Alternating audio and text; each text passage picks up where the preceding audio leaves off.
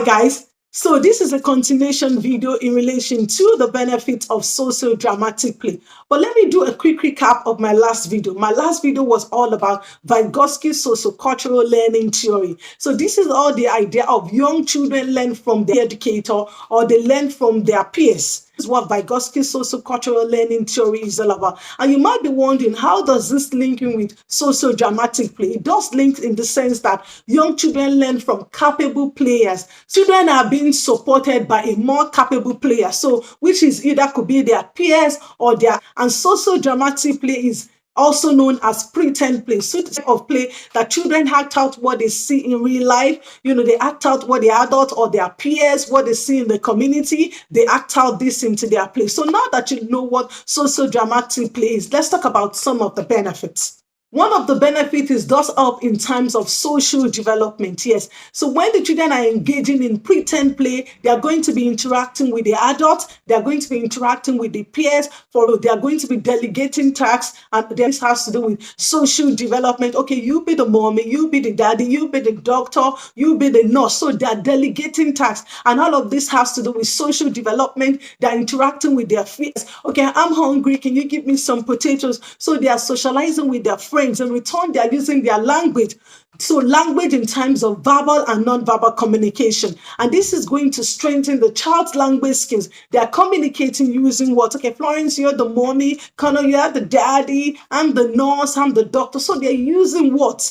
Non-verbal communication. For instance, when they are playing, they are smiling, they are laughing, their posture, they are moving around. So all of this has to do with the young children using their non-verbal expressions. Emotional development is what they'll be able to express themselves when they are happy doing this play, engaging in this type of play. Okay, I'm not feeling too well, they are pretending how they act out if somebody is not feeling well in real life. So all of this has to do with young children using their emotions, they're expressing themselves. Imagination as well, they're going to be thinking, okay, you are the mommy, okay, how does a mommy behave, how does a daddy behave? So they have to bring this into their play. So they have this rule. Okay, so this is how my dad behave at home. So this is how I've seen the doctor, I go to the doctors, this is how the doctor talk, this is how they behave, these are the questions that they ask me. So the children have to use their imagination to bring this into their play.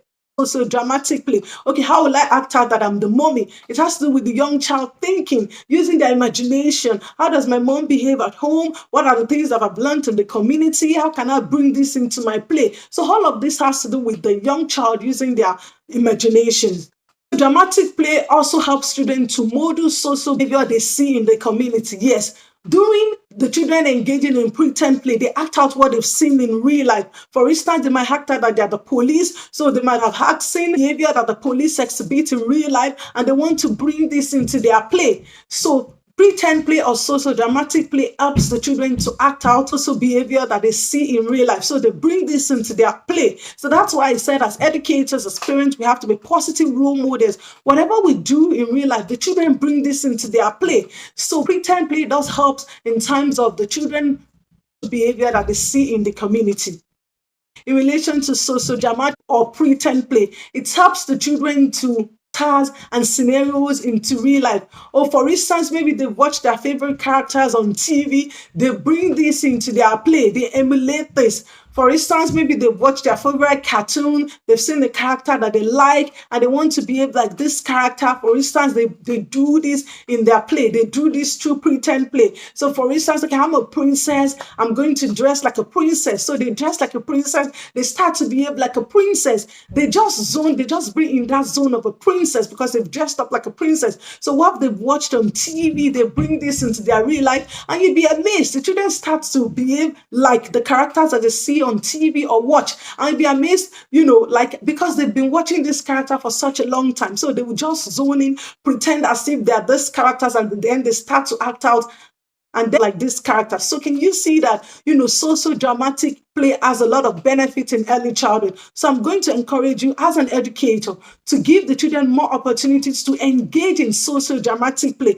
And it's all about the children utilizing their skills. Children are born with creativity skills, but it is through pretend play or socio-dramatic play that they can bring these skills into real life. So I'll encourage you to engage more socio-dramatic play into your preschool curriculum. And if you found this video helpful, please kindly subscribe, and not just subscribe, share it around to those that it might be of beneficial to. And until I come your way next time, stay safe and mind yourselves for now. Bye.